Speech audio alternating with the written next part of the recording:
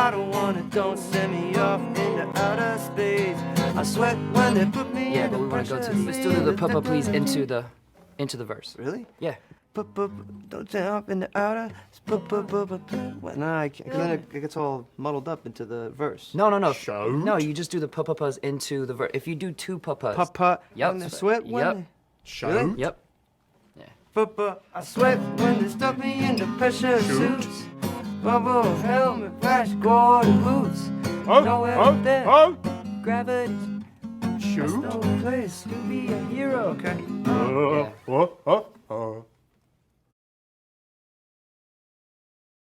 Welcome to Covered Uncut, where I'd like to revisit once again the subject of revisiting movies. Remember some months ago, the Coen brothers' Inside Llewyn Davis came out, and I reviewed the film, and I said that I admired it hugely. I mean, I thought it was a really impressive work, but I didn't like it very much, and this had worried me a little bit. In fact, when I was writing my review of it, I actually went back and watched the film a second time because it bothered me with all the elements that I love so much, the folk scene, the terrific performances, great cinematography. Why was it that I didn't like the film more? And I kind of came to the conclusion that it felt too arch, perhaps too whimsical. Also, talk to some extent about the fact that it's a film with an unlikable central character, although that doesn't mean that the film itself needed to be unlikable.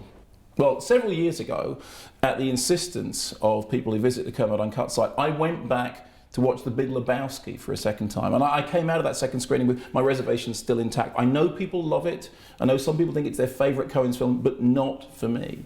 And in the case of Inside Llewyn Davis, it was looking like it wasn't ever going to be one of my favourites. Then something happened. It's just coming out on DVD, and I was putting together a review, and I had to just go back and check the DVD to check something about the song Please Mr. Kennedy.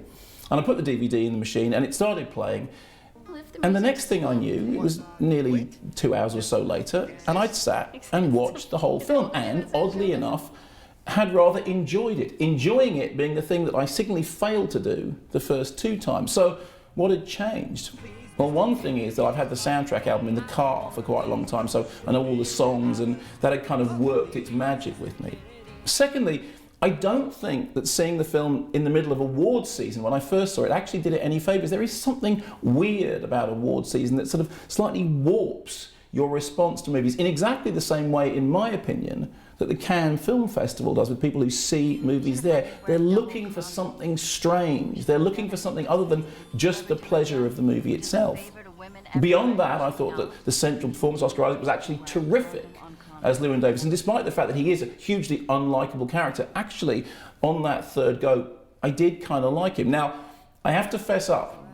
I now think that Inside Llewyn Davis is a better film, a more likeable film, a more enjoyable film than I did first time round. And it took me 3 viewings to get to that point. It sort of reminded me of an LP that you'd buy and play a couple of times and not really like, and then stash away with the rest of your LPs. And then say one day you're cleaning or sorting and think, oh, I'll just stick that on in the background. And suddenly discover that actually you really liked it after all. There was something about stumbling upon Inside Llewyn Davis that actually made it work.